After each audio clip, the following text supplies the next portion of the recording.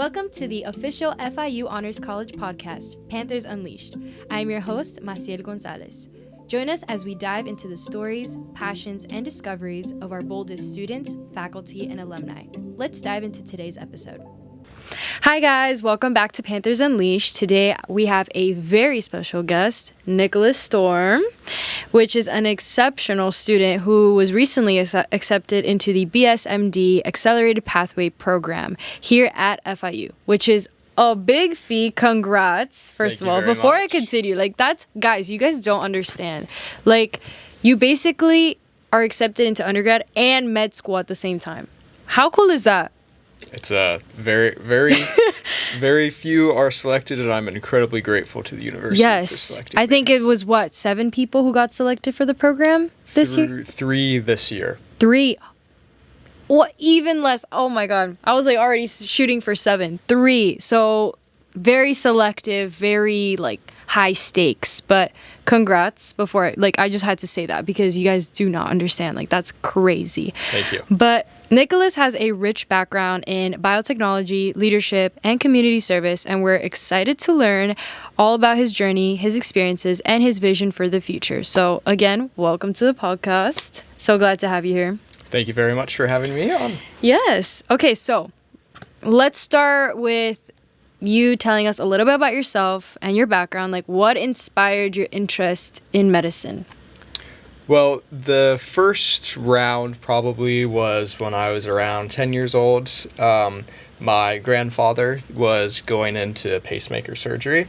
So our family we were all at the hospital, and the anesthesiologist came out to greet us and to bring my grandfather back. And he really just calmed my nerves, particularly because most of my summers up to that point, we'd always gone out to go see him for the whole summer. So he was just very near and dear to my heart. So I, as being the small little boy I was, just you're so nervous. I'm assuming, so worried. Yeah. And he just really calmed me down, talked us through the whole process, and I was feeling a lot better afterwards. So that was the first inkling. I was maybe you want to do this. And then as time went on, going through school, I just liked science, and science. If you like science, go become a doctor. Science? Yeah. So there's that route, and my dad actually he was a chiropractor before I was born. And at 40, when I was 6 months old, he decided to change careers and go into medical school. What? Oh my gosh. So he made a very big change in everybody's lives. So as he was going through that, I was starting to grow up. And when I could really go back in my memories, it was when he was going through residency, and we'd go to see him at the hospital through the night shifts and all of that sort of thing. And, his work just really inspired me, and now he's been a fully practicing physician up where we live in Jacksonville for the past 9 years. And oh, wow. Oh, my God. That's amazing. Yeah. And he always just brings home really good stories of the people he helps on the daily basis, and how many people he has his hands in helping. He's a family physician, so he's really at the heart of everything. Yeah. Oh my God, that's so beautiful. But now, when people say they want to go to medical school, right? They usually go through the normal route, right? Which is 4 years of undergrad, then they apply to med school, and then they go to med school, and then everything that follows. But you decided to take a different approach. Yes. You decided to apply to the BSMD Accelerated program. What made you, what drew you to apply to the program? Well, first thing is I have my amazing mom who has helped me throughout this whole process. She's the one who got my dad through medical school, so I was listening Shout to what out to she Mom. said. Yes, shout out to Mom. Thank you, Mom. Couldn't have done it without her. So she'd done research, and through my dad's process, it's a lot less stress comparatively if you are to get into one of these programs per se, because you have to do a lot of work when you're in high school, and being in high school, it makes things more difficult for some of the requirements, like trying to get research and clinical hours than it is in undergraduate. But per se, it's easier to do it because you have more time, because the classes aren't as rigorous comparatively to when you're in college and when you're going up against so many more people, though the requirements are rather high. No, I can imagine. Oh my gosh. But now, talking about the program and all of that, can you walk us through the application and like the acceptance process? Like how was the whole application process, and also like the day that you got accepted, like how was that day for you, and like what were some challenges and then what were some highlights? I know there was a lot in one question, but like I know you got it. Take it strategically. So first, trying to get in. So first you have to do your research on where you want to apply. There are not too many programs specifically like this program. There's kind of two veins of BSMD programs.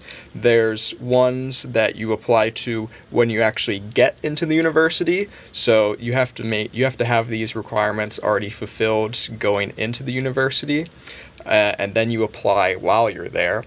And then the other vein is you apply before you get to the university. So FIUs, you apply before you get there. So specifically for FIU, there's some variants, but mostly it's the same process for other schools. You apply to the university, you're accepted or not accepted. You'll need to be accepted to apply, obviously.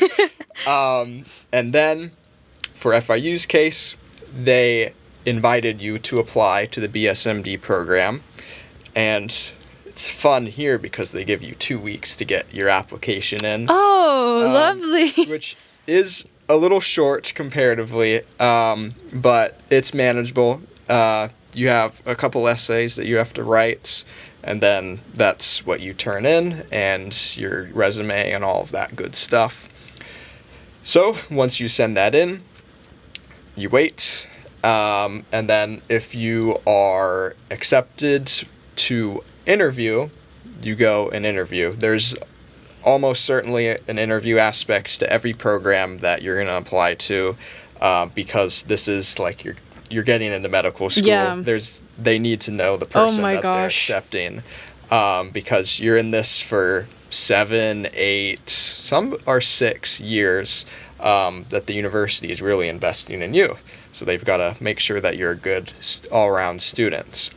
So once you have your interview, then you have to wait for the pool of applicants to all interview, and then the deciders be selected. For last year, I interviewed in, I believe it was around February 17th, and my results came out April 7th. Oh, look at him with the dates. He's giving us the exact dates and everything. Yeah, it was great time interviewing, and on the day of, the April 7th, I was actually at a Health Occupation Students of America, the state competition for that, and it was awards night. Oh my gosh. So yeah, it was a full night. So I got that in the morning before the awards. So I was really pumped up then. You're like, I don't care about the awards. I'm already in. Oh, like, yeah, I'm no. already in med school. Like. Yeah, the awards ceremony at that point, that was just a cherry on top for me. Yeah. So going to the awards, we had a little photo shoot. I had a little FIU flag, and I signed the contract that they gave me, and then we went off to the awards ceremony, and I placed first in my category. Oh my gosh! So he was like, got into med school, won this competition. What else? Yeah. What else? So it was a very good night. some challenges and tribulations of the process.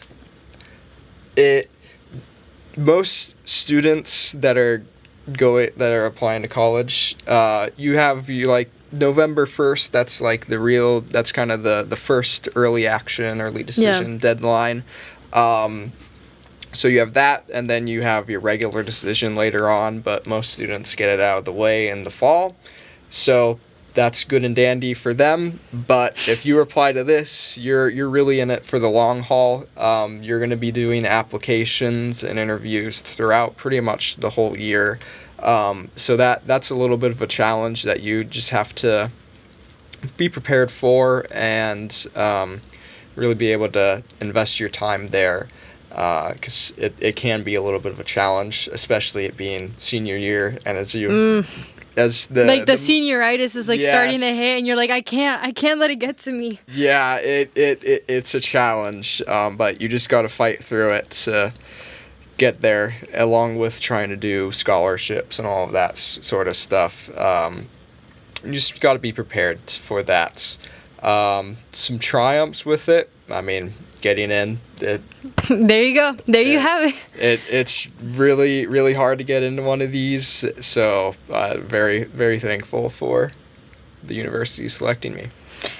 Okay, so I know that you mentioned that in the application process, you have to get accepted into university. Yes. Here in FIU's BSMD program, you have to get accepted into the Honors College. Yes. So, being part of the Honors College, what has been your experience like so far? Well, it's been great so far. I've felt really supported by the Honors College. Going through the first couple of weeks trying to get classes sorted and all of that stuff. Really grateful for the extra help that the Honors College provides, and the university does a great job, in my opinion, at least, just going through it all to help new students out, because it's a lot of work. Yeah. And after all the work you went through, like, you're like, I need a little bit of help, like a tiny bit, to make it easier. Yeah, so that was really, really appreciated. And the Honors College here, it's been great. I really like the engagement that they try and get students to do. I feel that's really good, especially for like the social side's good. I feel like most students will be able to figure that out. Yeah. But especially on the academic side, with like the academics support center and the writing center, I feel like those are really good places to encourage kids to go, and like professor office hours, having that be a resource for students and like encouraging them to go through this with this little checklist that you have to do. I feel like that's really good. And the community service aspect of it, I feel like that's really good, because I don't know about all the other professions, but I know for medical school and going to med school, you need a lot of volunteer hours. Yeah, so. I've heard that, even for law school too, but also just in general, like, guys, it's good to give back to the community. Yes, like, it is. We're all citizens, like, let's make society better by giving back. Like, you don't have to just volunteer because it's a requirement. No, you don't. But yeah, it's good to help your community out, because the community does so much for you, even if you don't know it. They're making it a better place around you, so it's always good to give back where you can. I agree. And now we're moving on, because he does a lot. Like, I just took a glance at his resume and I was like, well, I thought mine was stacked. Guess not, like, compared to that. But anyways, I saw that you have a strong background in biotechnology and medical research. So how have those experiences shaped your goals in medicine? Well, being in the midst of a lot of research and really learning the pathway that all of these, different drugs, different treatments go through, I really want to focus, in my career at least, on communication, because I feel like medical communication just really doesn't get out there that well or that effectively to the community, because like astroscience and the planets. Everybody loves that, right? Everybody wants to become a space scientist, go see a sun or a black hole. And I think Neil deGrasse Tyson really pushed that because of all of his talks on tons of different networks. And like the shows and all of that, yeah. Yeah, so like everybody knows about that and really likes it. But I feel that medical science just doesn't really get the same clout, the same aura as astroscience.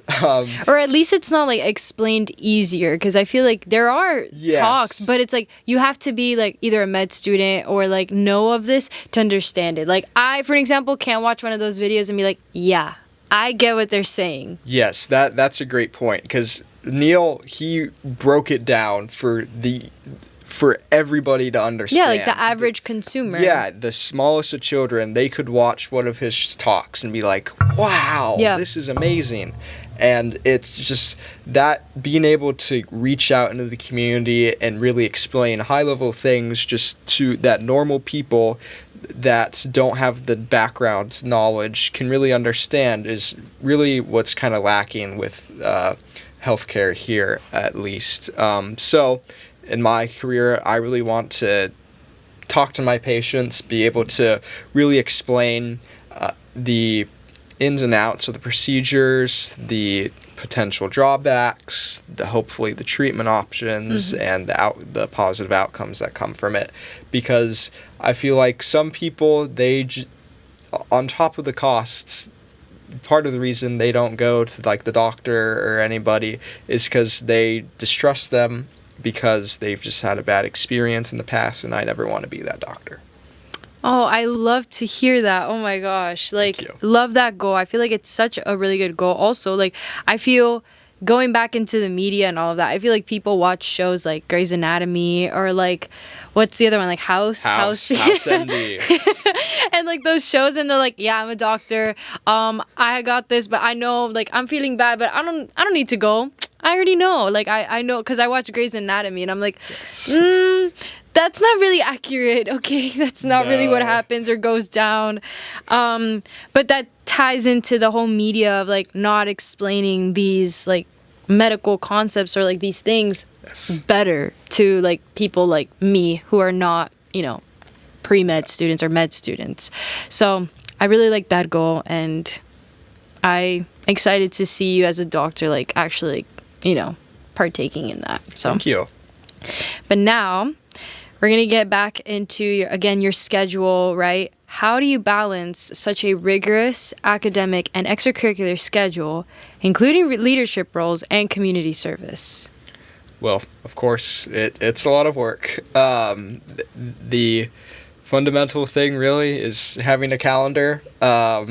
I got yelled at a lot in my younger years by my mom. You need to write everything down. You need to have your calendar. I threw away my my planner in middle school, beginning years of high school, just because you don't feel that you need it, but eventually you need it. I write everything, all of my events. It all goes in the phone. 'Cause I need those reminders. You know, you get working into something and you're going on it, and then nope, you need to be somewhere else at this time. So I find the reminders that the phone can give you really, really important.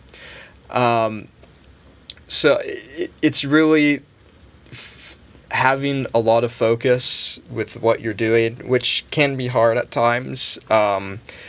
As we've mentioned before, you've been a leader of different, like, organizations. You were also an Eagle Scout, which I was like, okay, cool, right? What leadership skills do you think will help you as a future physician? Like, how do you think these leadership skills have also helped you in that?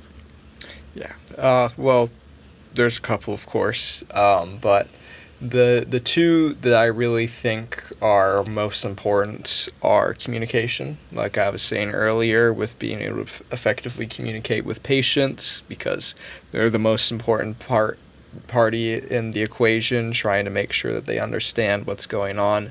And then secondarily, of course, communicating with the whole team, because I'm only one person. I have to rely on all of the people, all the other physicians, the nurses, the techs, everybody around to help my patients be able to be cured and feel better at the end of the day.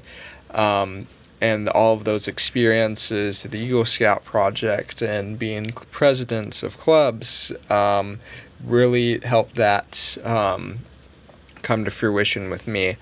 And the other one would be group management, being able to divvy up work between what needs to happen, who needs to do it, who has the skills to do it, and because that directly translates into the hospital, being able to manage, such as in the operating room, who needs to be doing what, nurses need to be doing this, who needs to be recording stuff, and all of that, being able to work as a team cohesively, and just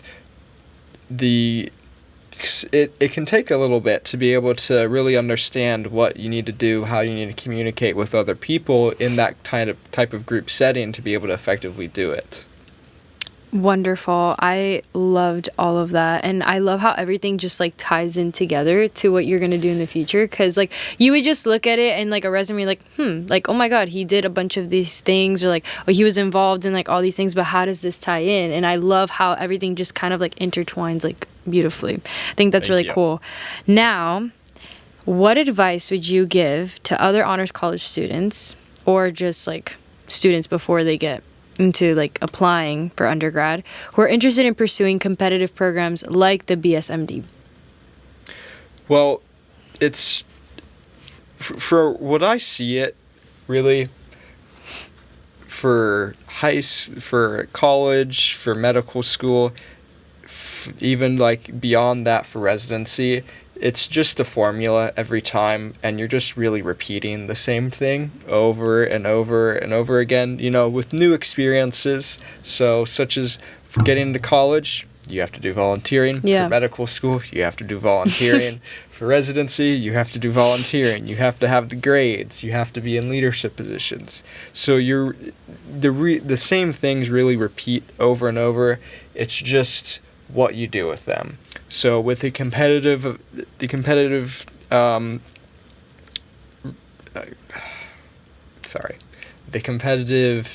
programs such as the BSMD program or other programs, you have to do what other people are doing around you, but you have to take it up a notch. You have to do more. You have to do a wider breadth. Being able to interweave all of that into like a cohesive argument about this is who I am, this is what I do, and this is why I do it. And getting up into those higher level leadership positions like the president, and being a president in multiple clubs, and being able to have the time to do that, have the high grades, because the high grades are your ticket into these programs. But then, because they're competitive, they're really looking at who you are, because they're going to be investing in you. Yeah. And if you aren't going to be a good investment, they aren't going to pick you. It's really just that simple. So you have to show them through your extracurriculars, through your communication, through who you are as a person, that you are going to be a good investment, and that you are really going to represent them in a positive light. Yeah, I think that was well said. And to add on to that, I feel like a lot of people get lost in like doing all these like, again, these leadership positions and all of that, but they do it for the wrong reasons. They're just doing it to like, oh, I just want to take this position because it's going to help me out. But I feel like doing it with purpose, that's what makes it matter the most. Like if you're doing it for a reason, like I'm doing this because this matters to me because of XYZ, and like, oh, I want to be a part of this organization because of XYZ, and this all ties in. I feel like also it's going to make your like application process a lot easier, because I feel like you can tell a more compelling story, as opposed to like, oh wait, I did all of this, but like I was not interested in any of this. Yeah, if you do something just to put it on your resume, that's great, but when it comes time for the interview, and that time's going to come, you have to be able to really explain what you did, why you were passionate about it, because the interviewers, they're going to pick up on that, especially for these competitive programs. these are high level, they very experienced interviewers. They know if you're just messing around with some of these places. No, I agree. And now, unfortunately, we're getting close to the end of the episode, and I'm going to come into this last episode talking about you and just more so like the future, right? What are you excited about for your future in medicine, and how do you see yourself making an impact? Well, I'd like to start with, there's a very popular medical influencer, you could say, who makes funny skits, Dr. Glockenflecken. Those I have not heard of him. Okay, continue, carry on. He's very entertaining if you have any interest in the medical field. Even if you don't, his videos are pretty funny. But last year, I believe around in September, he did a skit a day for the whole month, and it was really just focusing on like the deficits in the U.S. healthcare system, because we live in America. We're not the best. We strive to be the best, and there's always room for improvement. And he really spent that month like examining some of the deficits that could really be remedied in the healthcare system. So as I go on to be a doctor, I hope to be part of the solution, not the problem, and I hope to really focus on those that I can control as a physician, because some are just too big that no singular physician can tackle, but there's still plenty with like the culture of medicine that a physician can help and fight.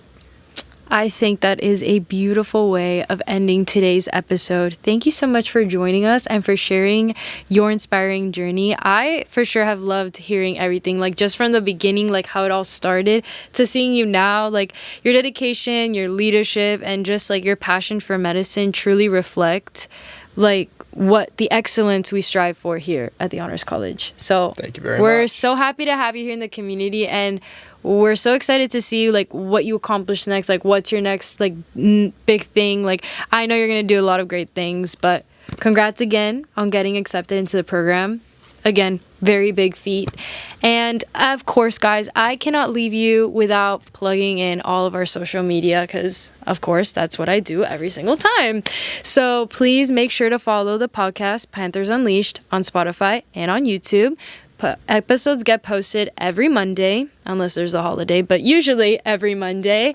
And also make sure to follow us at FIU Honors on Instagram, where you can find all of our internship opportunities, engagement opportunities, volunteering. All of it is posted there. So make sure you're following, staying on top of that, because we post a lot of good things there. And anyways, thank you so much again, Nicholas, for coming. And as always, guys, pause up.